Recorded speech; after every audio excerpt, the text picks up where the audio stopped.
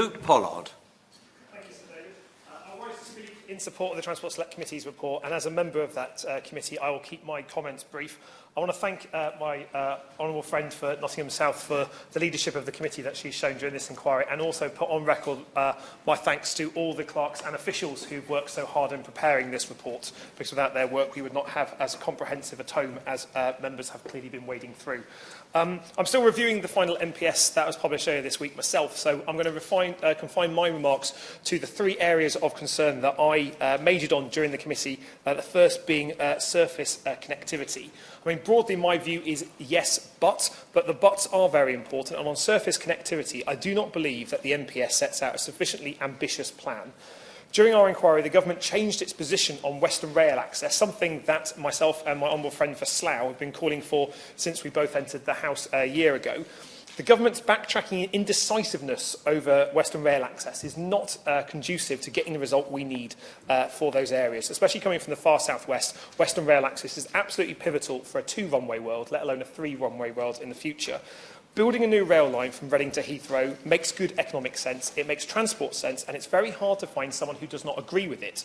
And that probably is the core of the reason why it hasn't happened to date, because there's simply no friction around Western Rail access that makes it an issue that people debate. Therefore, there's no pressure on ministers to properly fund it. Therefore, it hasn't happened to date. And that's something that, despite the near universal agreement about Western Rail access, has to be resolved quickly.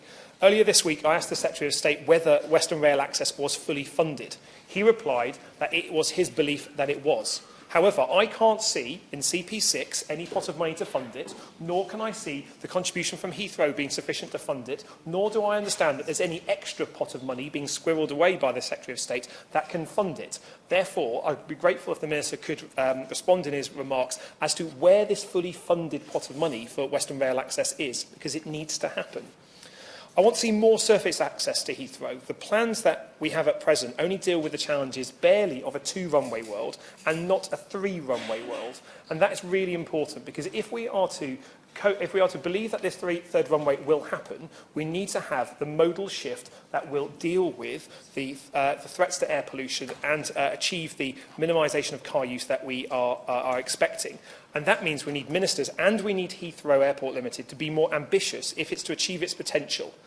I want to see Heathrow dig further into its pockets to pay for that surface access. I believe that Heathrow have a big pot of money that they should be arm-twisted to spend on improving surface access. I believe that this is being held back as part of the negotiation strategy to offset further things during the planning process, especially during the DCO process, and they should be clear about spending that money on surface access now. I wonder if my honourable friend has any faith in Heathrow shifting funding to surface access, given Heathrow Airport spent a lot of its money on legal work to challenge at the start the proposal for what's now called Crossrail or the Elizabeth line in order to protect Heathrow Express, which isn't a lot of use in the modern world.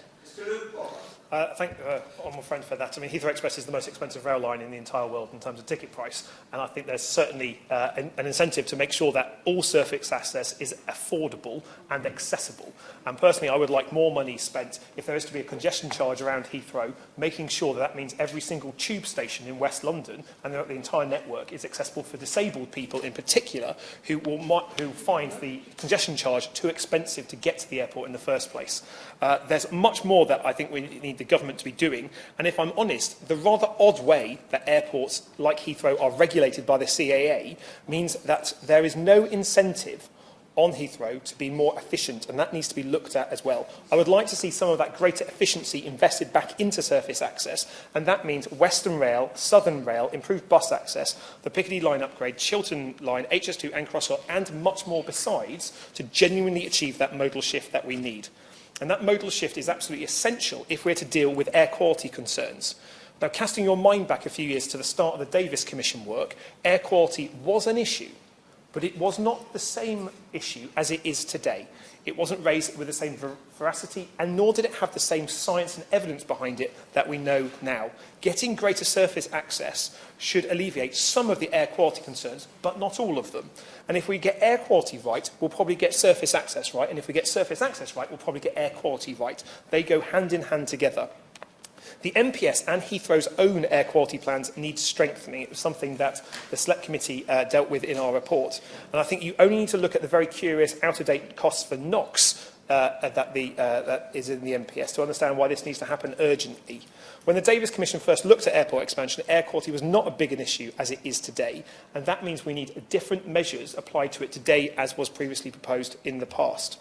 Its prominence is only going to increase in terms of air quality, both in West London, Piccadilly and in Plymouth, and that's why it's so important that the government and Heathrow are bolder on this. Banning diesel cars by 2040 is a start, but if I'm honest, it's a bit of a wet lettuce attempt at ambition. That should happen much sooner with a target brought forwards, because the vast majority of the air quality concerns around Heathrow come from cars accessing the airport and servicing those individuals that work there.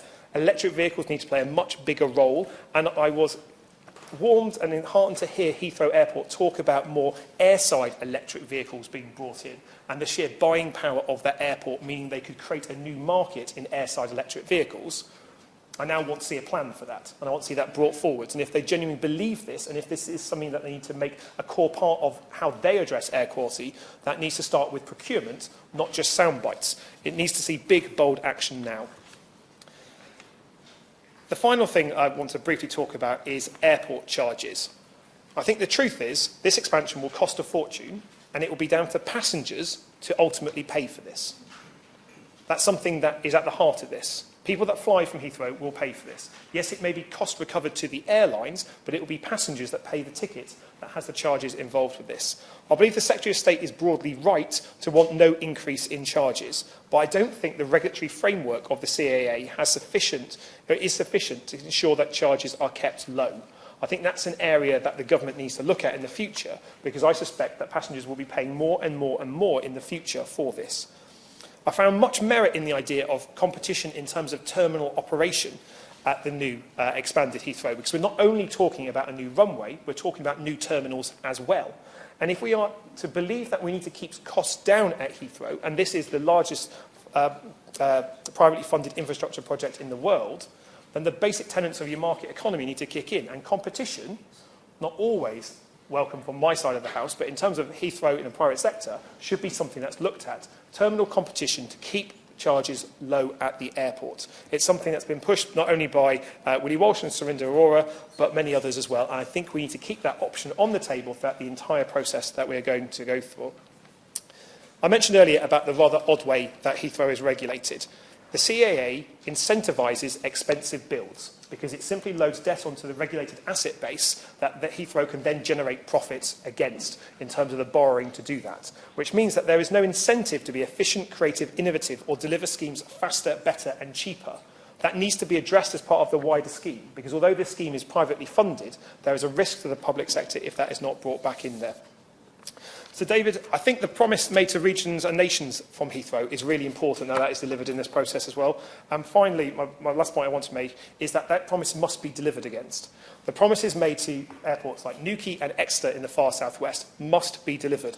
If I'm honest, I'm still a bit curious as to how you can achieve 15% allocated to regional airports under international law for aviation, but I leave that one with the Minister and Heathrow to address. But we need to make sure that we're not only safeguarding routes for Exeter and Newquay, we're also safeguarding routes in the future for the reopened Plymouth Airport, because with routes from Plymouth to Heathrow, that would help make Plymouth Airport more viable in the future.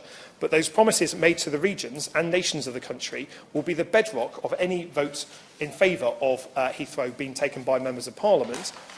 But my main concern when we were drafting the report was its survival of legal challenge. And unless those real recommendations of the Transport Select Committee are addressed not only in the MPS part of it, but in my mind, quite a lot of the DCO detail that the government has adopted but shifted into the DCO process needs to be brought forward into the MPS part of the process to provide certainty for people about what their future holds. Thank you.